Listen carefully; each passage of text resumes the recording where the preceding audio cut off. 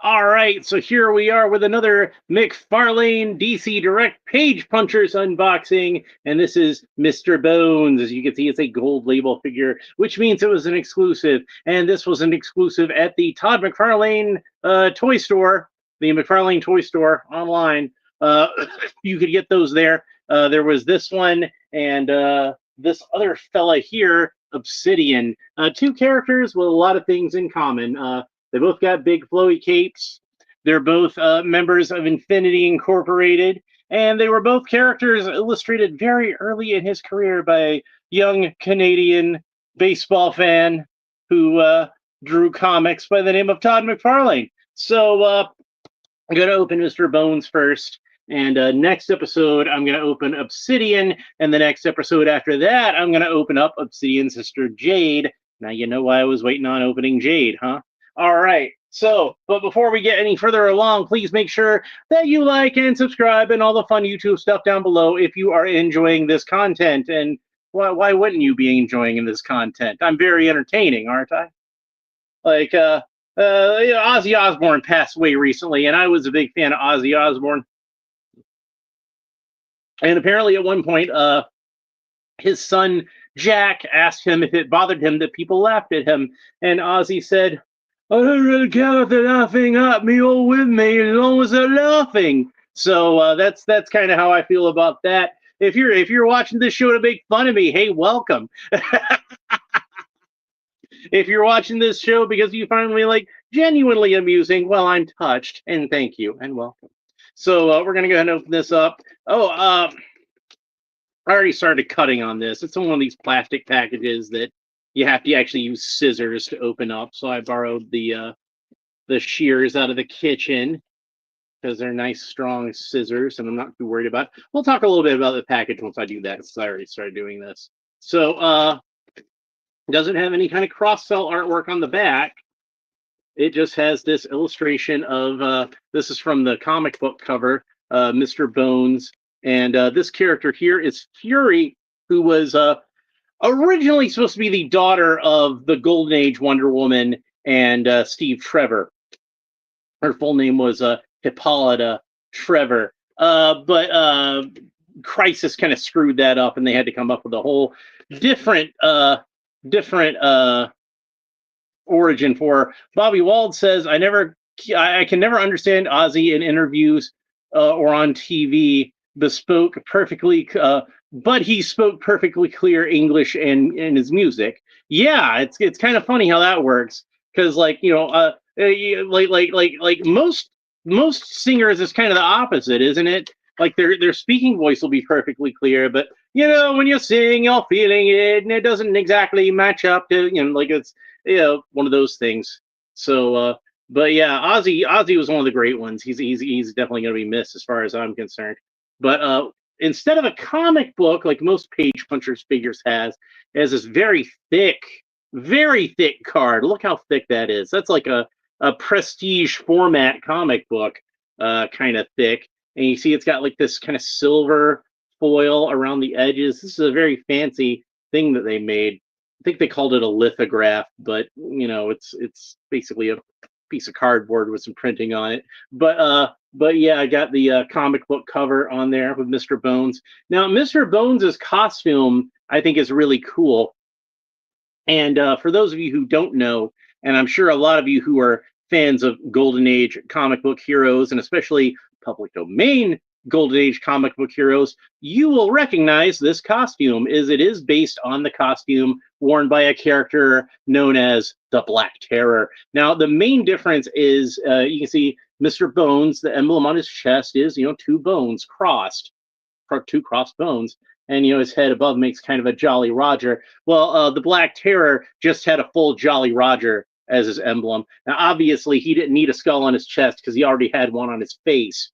And then the other difference was that since the Black Terror was more of like a classically handsome, heroic, Superman-looking guy, he had domino mask. Now, Mr. Bones don't need a mask because he's got a skull for a face.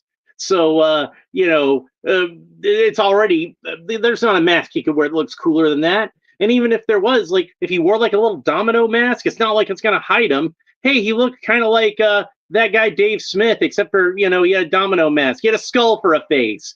You know, Sahir 18 is here, and he says, just about to clock into work, just wanted to stop by and say hi, love the channel. Oh, well, thank you. Love having you here. Thanks for stopping by and saying hi. Appreciate you. Max Games and Toys is here and says, Alan the Powerful Belt. Hello, Max Games and Toys. Good seeing you. Don't worry, those He-Man figures are coming. You're gonna get some Masters of the Universe on this channel very soon. Very, very soon. So anyway, that's enough about that lithograph. Let's go ahead and talk about the contents, the rest of the contents of the package. And like most Mcfarlane figures, it comes with a trading card and a figure stand, and they're both on this this little bubble here. So let's go ahead and get those out. And the trading stand is the newer but still standard type of figure stand with a black figure stand with a silver DC logo embossed onto it, because it is a Page Punchers figure after all. Oddly enough, I don't see where it says Page Punchers anywhere on this packaging, but it is technically supposed to be a Page Punchers figure, but I don't see the typical Page Punchers logo on it anywhere. So we got the trading card with the same piece of artwork from the big card. There we go. Like I said, Todd McFarlane early in his career, but you can see the seeds of what would become his style. And I do think that both these characters are fitting, because they are both they are both characters that I kind of feel like they're almost like kind of like ancestors of Spawn in a way. You can see elements of Spawn in both of these characters. They're both dark, kind of spooky characters with big capes, with big collars, and Mr. Bones even has kind of a similar color scheme to Spawn, doesn't he? And there's what the back of the trading card looks like, and it reads, Mr. Bones debut, Infinity Incorporated number 16. They call him Mr. Bones. A new villain debuts and pays a visit to Infinity Incorporated's pad in Malibu. When a member of the team is kidnapped by the new villain, they will have to face Mr. Bones and his cyanide touch. Now, yeah, it calls Mr. Bones a villain, and he was a villain in the first appearance, but he wouldn't stay a villain for long. He would be, after the adventure, he kind of became more of a sympathetic villain as that story went along, and he would be placed into the custody of Infinity Incorporated and made into kind of a what do you call it? A provisionary member of the team, and eventually became a hero, and then eventually wound up running Argus. And nowadays, when you see Mr. Bones, a lot of the times he's not even wearing his costume anymore. He's just wearing like a business suit, but he's still got that skull head, and he still smokes a lot for a guy in the 21st century. Like in the 20th century, smoking was a lot more common, but nowadays people don't smoke as much, and they certainly wouldn't be allowed to smoke in an office setting. But who's gonna tell Mr. Bones that he can't? I guess. Max Games and Toys says looks a little bit like Ghost Rider. Well, they both have skulls for heads, so there's that. But his head isn't on fire. And by the way, even though he looks like his head is just a skull, he actually does have flesh, muscle, skin, all that kind of stuff. It's just that for I guess as a side effect of his the genetic experimentation that gave him his powers, Mr. Bones, all of his flesh, his skin, everything like that is invisible. So he does have skin, you just can't see it. Everything about him is invisible except for, well, his bones. So let's go ahead and get Mr. Bones out of the package. And I've always been a really big fan of the Black Terror's costume. I've never actually read any Black Terror comics. I should probably rectify that one of these days. But I always thought it was a really sharp costume. They look kind of almost like a cross between Superman and the Punisher, but before the Punisher was even a character. I kind of wonder if he was an inspiration for the Punisher also. But yeah, he was a good guy. Not something you see very often. A good guy with a skull for an emblem, and like, I can't think of many emblems worse than a skull. Are we the baddies? So yeah, we'll go ahead and get him out of there. And Hans, I've noticed something. All caps. They got little pictures of skulls on them. Uh, where's the allies? The emblems are quite nice. You know, eagles, stars, sickles. What's so great about a sickle? But nothing. And if there's anything we've learned in the past 1,000 miles of retreat, it's that Russian agriculture is in dire need of mechanization. I love that skit. All right. So here he is out of the package, and like the Captain Marvel Shazam figures that we opened a while back, Mcfarlane did the cord around his neck as literally a cord around his neck, not just something that attaches the costume into the cape, but it's actually like a separate piece. And you can see the little disc on that have little pictures of skulls on them. So that's an accessory that he has. And then he also has some other accessories, some open hands, and unfortunately, none of these open hands seem to simulate his cyanide touch, which I think would have been a cool thing to have. But it is cool to have some extra hands anyway. Let's go ahead and get these hands out of the package and have a look at them. And one of them just fell straight into the floor. Thanks, hand. But yeah, okay, what do we got here? There we go. And a head. There's some kind of head that fell down here. Oh, it's Web Store. One of the heads from one of the custom Web Store figures. One of the Web Store figures I used for custom fodder. We'll have a look at all these hands that he comes with. Now, I believe that this figure reuses mostly the body from Electric Blue Superman. And of course, that body was based off of the Page Puncher's Black Adam Superman figure, but they retooled some of the parts to be a little less detailed, let's say. And they've used that body for a few other characters since then. I actually have over here the DC Classic Superman, and we can see that he uses some of those parts. But he's got new thighs because he's got those big old thigh-high boots, and I think that these are the same forearms, but they've got cuffs over them. The upper part of the arm seems to be the same. The abs seem to be the same, and I bet the lower legs are the same as Electric Blue Superman. So even though the Page Punchers that this was originally based on, this is kind of like the ancestor. I bet these are the same fist hands too. There's a lot more newer parts that they put on that Electric Blue Superman body. I don't know if I have one of those around here somewhere. I know I just opened one up recently. But you can see how they made it so the neck was a separate piece. So they could put a cape in between there if they needed to. And they did a really nice job with this cape. Both the collar and the cape itself are wired independently, so it all works together quite nicely. I'm going to put the cord back on there now. You know what else I could do? Yeah, I think I will. I'm going to try this. I'm going to try something different from what they did. So I'm going to take the cord and I'm going to loop it over the entire cape. Okay. And then after that, I'm going to bring that down around the collar and put the whole cape over the cord. And wow, that is a definite improvement. Look at that. So now the cord is hidden in the back because it goes underneath the cape, and it looks like all this stuff just kind of attaches to the cape like it should actually do.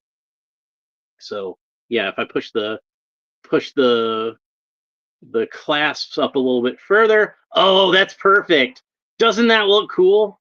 Yeah, that's what I'm going to recommend you guys do if you buy this figure. Put the cape clasps, put the cord underneath the cape, and now he looks freaking awesome. So the two hands that come on Mr. Bones are solid fists, and the other hands that he comes with is these are hands that also came with the Superman figure. They're kind of flight hands, one for the left, one for the right. And then he has this other one that's kind of gesturing. That's a very Todd McFarlane kind of hand. And that one, I guess you could use as a cyanide touch hand, but I would have liked it better if they'd have made it in like a translucent plastic, and that way it could look like he was actually using the cyanide touch.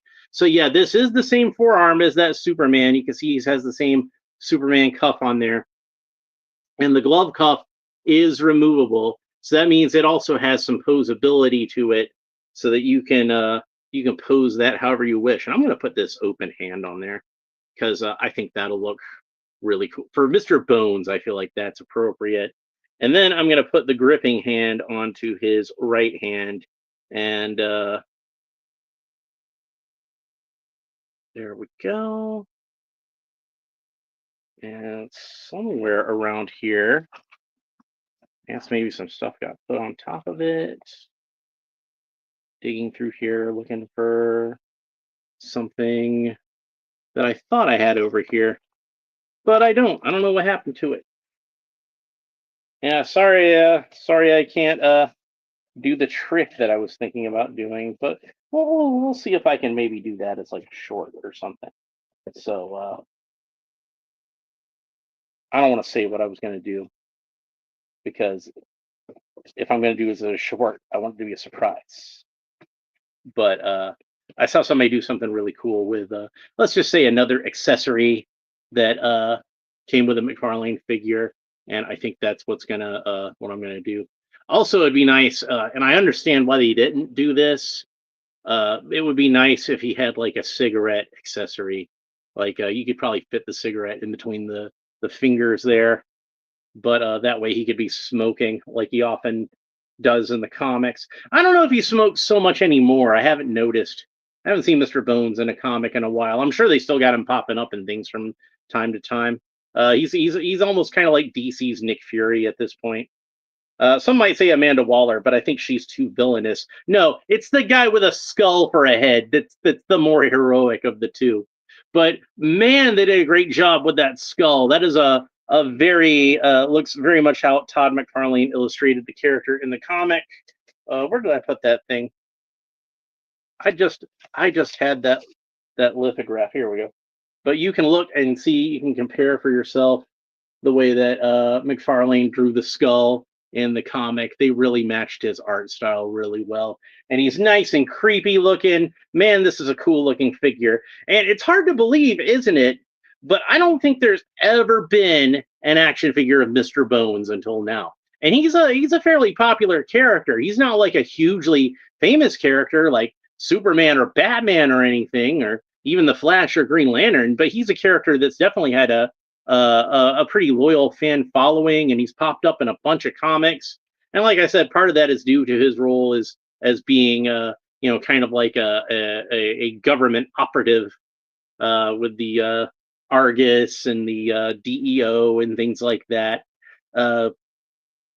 So yeah, he's been a character that's popped up in a lot of stuff, and I would have figured at some point like DC Direct would have made a figure of him or something, or DC Universe Classics. I could have sworn I'd seen a Mr. Bones figure in DC Universe Classics. Like maybe it's one of those Mandalorian effect things. I don't know, but yeah, like I looked it up before this episode, just trying to find any other action figure ever made of Mr. Bones, and nobody's ever made a figure of Mr. Bones. How crazy is that? I mean, look how cool this guy looks. You would think somebody would have seen this character in the comic book and been like, "Hey, let's make an action figure of that. He looks awesome with he's like a pirate Superman looking guy. That's cool." So yeah, and who doesn't love like skull faced characters? You know, you've got Skeletor, the Red Skull, the Phantom of the Opera. You know, lots of guys with skulls for faces. Thulsa Doom in the original Conan, or he wasn't in Conan. He was in the original Cull graphic novels. Yeah, he was a villain from the Cull the Cull novels that Robert E. Howard wrote. He wasn't originally a Conan villain. He did fight Conan in the Marvel comics, though, which is probably how he wound up being in the movie. And of course, he didn't really have a skull for a face in the movie because he was James Earl Jones. But That's beside the point. So yeah, like Todd McFarlane had to be the guy to finally be like, "Hey, let's make an action figure of Mr. Bones." And I suppose there was probably like a slight bit of nostalgia in there because, like I said, that was where he got his start. And I know he's not like, at least last time I checked, he wasn't too particularly proud of his work on Infinity Incorporated. Of course, it was where he was just starting out. So and he'd grown a lot as an artist in leaps and bounds since then. So I can kind of understand if it's just kind of like, stuff that he's not particularly throwing out there into the world. But I can see this being a character that, he, when he would look back on the Infinity Incorporated days, he would look back on Mr. Bones with fondness because, hey, this is a quintessentially Todd McFarlane character right here. And oddly enough, I don't think that Todd McFarlane probably was entirely responsible for this design. Like I said, it was based on a Golden Age character called the Black Terror. And if we know one thing about Roy Thomas, the writer of Infinity Incorporated and the creator of this character, is that dude loves himself some Golden Age comics. So I would not be surprised if he gave McFarlane notes on the design of this character and said something like, make him look like the Black Terror, but he's actually got a skull for a head, and McFarlane ran with it. But yeah, Bobby Wald says range vipers had a skull face. Quintessence, one of their faces were the Quintessons. Yeah, one of their faces was skulls. I tripped over that. I think it spell checked your word. I think it spell checked Quintesson into quintessence, but I knew what you meant. I think it's supposed to say Quintesson. I think that spell check did that. That seems like the kind of thing spell check would do. Yeah. But yeah, the range vipers were ones that I always liked in G.I. Joe, and I was really hoping to get the classified version of the range viper, but unfortunately was never able to get a classified range viper, and they're like ridiculously expensive now. But I did get the newer figure. I forget what it's called. That I've got him on pre-order on Big Bad Toy Store that reuses the range viper head. So at least I'll have some kind of representation of the range vipers in my collection. But yeah, that's another good example of a cool skull-faced villain. So yeah, I'll be happy to finally get my hands on that. Speaking of GI Joe, I did get the Battle Armor Cobra Commander from Amazon today, and that box is pretty smashed in. The figure looks fine, but the box is pretty smashed in. So that's another one for when I get back around doing GI Joe. Yeah, we got plenty of GI Joe coming. We got plenty of Masters of the Universe coming. So any of you guys have been shopping at the bit for more of those, we got more of those coming. I'm never going to quit with Masters of the Universe as long as they're making them. I'll be opening them. Bobby Wald says, I have no idea why my phone keeps trying to school me on my terrible grammar. Me speak good enough. Yeah. But the thing that always ticks me off about spell check is when like with a word like quintesson, where like I'll spell the whole word out because I know it doesn't know what that word is, and then hit the space button and look at it, and yep, spelled out quintesson just fine. Go back to typing, and while I'm typing, then it decides to correct my spelling on it and change it into something else. You know what I mean? And it pisses me off the most when it's a word that like is just like a super common word. Like if I spell out the word for, as in like, like what do you want to do that for? And it changes the spelling into something like, Farfignugan. And I'm just like, what the hell are you trying to do to me here, man? Like, I got one of the most common words of the English language, and you turned it into like a German smashed together word for a Volkswagen. Like, what are you doing here? Anyway, I've been talking a lot, and I want to talk about some of the articulation on this figure and get into that. And one thing that I think they could have done with this figure that would have made him even cooler is I think they should have articulated this jaw. And it almost looked to me like it could have been articulated. It is a separate piece, but no, it's glued solidly on there. But I think they could have made it so it would have been an articulated jaw, and that would have been really cool. I'm not complaining too much. I know it's not too common of a thing to see on action figures, Although Mattel does it a lot with Masters of the Universe, and I love that. But it would have been really cool if they had it. I'm just saying. You got an articulated jaw? No? Would have been a lot cooler if you did. Anyway, Mr. Bones can look up about that far. He can look down about that far. Tilt his head kind of quizzically from side to side. Rotate the head all the way around. Of course, the arms rotate all the way around the shoulders. He's got those cool Mcfarlane butterfly joints, so you got some wiggle room there. He does have a bicep swivel, so the bicep rotates all the way around. He's got double jointed elbows. That's about the range of motion you get at the elbows. It's not quite as good as it normally is with this body because the glove cuff kind of gets in the way a little bit. That's to be expected. Of course, he's got the cool Mcfarlane wrist articulation, so you can move his wrists around any which way you want to. That's cool. He's got the cool Mcfarlane torso articulation, so we can get a lot of really good dramatic poses out of that. Goes from side to side like that. Can bend back about that far, bend forward about that far, and of course, the torso rotates all the way around where the rib cage meets the abs and where the abs meet the trunks. This is just the plain trunk piece that the belt is just painted onto, by the way. There's no sculpting at all. So these lines that are supposed to be in his belt, they just got those painted on. Mr. Bones can kick up about that far. By the way, Mr. Bones had his leg bitten off by a shark dude whose name I have no idea how to pronounce.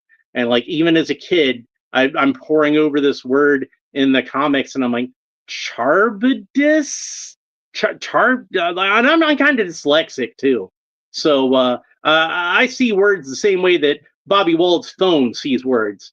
So they couldn't have just called this guy Shark Man or Jaws guy or some Captain Finn. I don't know, something like that. This Charbidus, I don't know, some weird word. So I don't remember that character's name, but he was a half shark guy. All of Helix were orphans that had been adopted by this mad scientist, and he did genetic engineering or experimentation on him. That's why Mr. Bones is like this, by the way. And I've got him posed like this, like he's a freaking rocket while I'm telling this story. But it is important. I did want to note that Mr. Bones actually does have a bionic leg.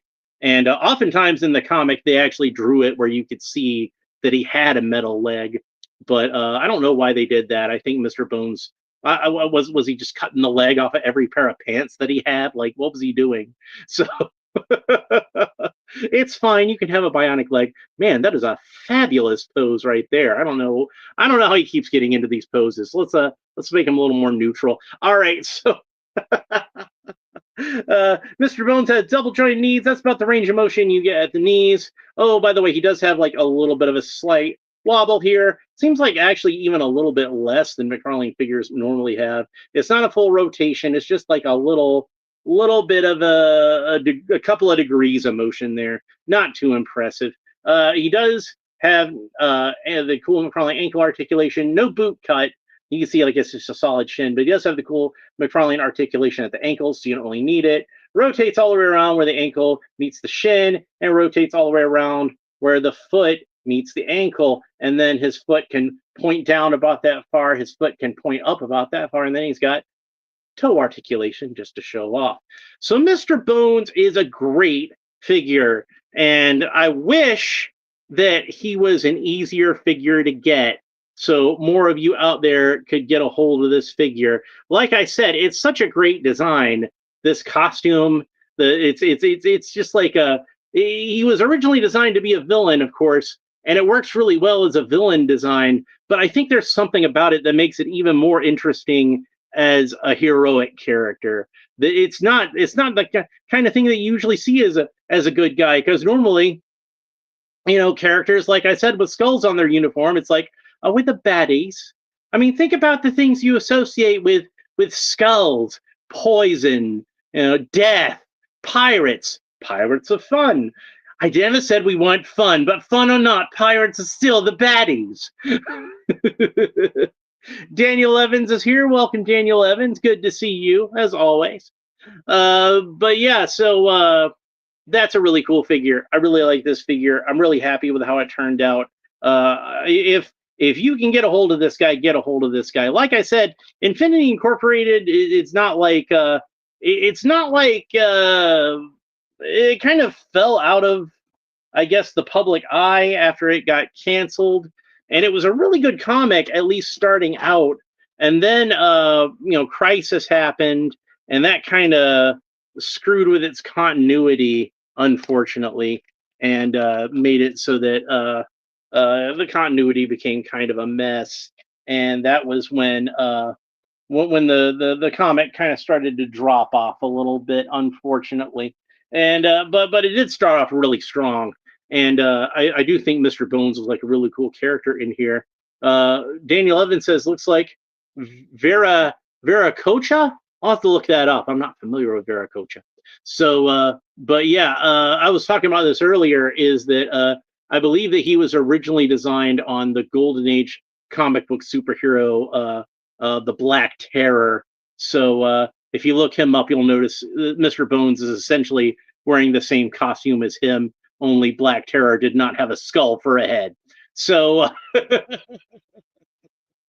but yeah, I kind of feel like this is a character that even if you weren't familiar with the comic book at all, I could see somebody seeing this character on the shelf and just being like, man, that guy looks cool. I'd like to have that figure. I don't even know who that is, but I want him for my collection. He is a really awesome looking character, and I'm really glad to have this character in my collection. Like I said, it kind of surprised me when I looked it up and I saw that they never actually made a Black Terror. Mattel never made one. Kenner never made one. He would have been a great Superpowers figure, honestly, back in the day. But it took Mcfarlane this long to make him, and Mcfarlane drew the character in the comic, so I know he knows he exists.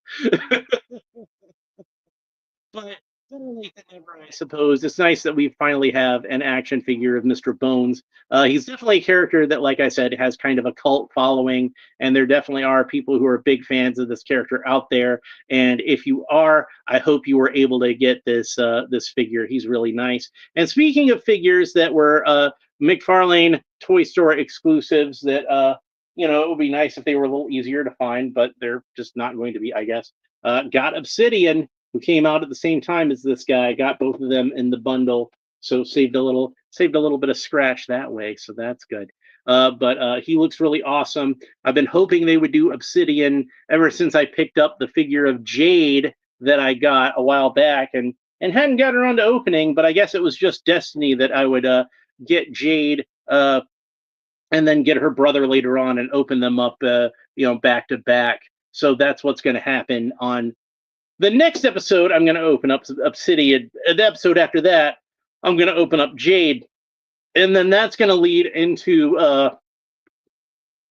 opening up some Green Lantern characters, because I've got a few Green Lantern characters to open. So I like to theme it up.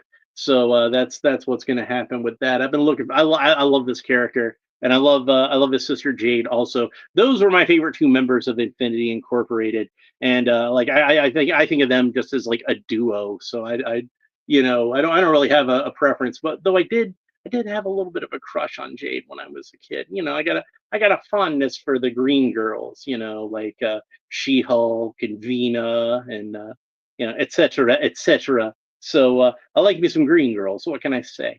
So and Obsidian was really cool because he was a nice spooky character. But we'll cross more of that bridge when we come to it. So, but and then I got on my next stream with Captain Have Fun, whenever that's going to be. Hopefully we can get together and do that soon. I got Superboy to open up, and I got all these Superman figures to open up. Daniel Evans says, I like red. Yeah, I like red too. Yeah, green girl with red hair. There, that's perfect. The Rachel Nichols character in the J.J. Abrams Star Trek movie. Yeah, that's what I'm talking about. But yeah, Obsidian is next. Obsidian will be next. Then Jade, then some Green Lantern figures, and hopefully soon I'll have that Big Bad Toy Store order in. And so we've got more DC Multiverse on the way. We got more Masters of the Universe on the way. We got more G.I. Joe on the way. We got a lot of cool stuff coming, so you want to make sure you don't miss it. So if you're enjoying these videos, and if you made it this far in the video, I can only assume that you're enjoying it. Please make sure that you like and subscribe and all the fun YouTube stuff down below. YouTube likes it when I say like and subscribe, so I like to say like and subscribe. And then when more people see it, because YouTube puts it out there, then more people like and subscribe, and then they like and subscribe and watch it, and more people see it and then like and subscribe, and it and continues onward and onward. Like I'm building this channel up. It's going slowly but steadily, but it seems to be going a little faster ever since I start saying like and subscribe more in the videos. So I'm gonna keep doing that. I'm not superstitious, but I am a little stitious. So I'm gonna lean into that. But yeah, hope you enjoyed this episode. Thanks for watching. We'll see you next time with Obsidian. And if you can get a hold of this Mr. Bones figure, if you can get a hold of this Mr. Bones figure, I definitely recommend you do so. Even if you're not a fan of the character, he's just cool looking. How can you not like that? Danny Levin says, I share a lot, but hardly anybody is watching my Discord. Well, I'm not on Discord. I would if I was. I would watch your Discord, sure. I'm not on Discord, sorry. But yeah, like I don't know how the algorithm works on Discord, so I'm not really familiar with it. But yeah, here's hoping you can build that up. I got faith in you. All right, that's it for this episode. Hope you enjoyed it. We will talk to you next time. Bye.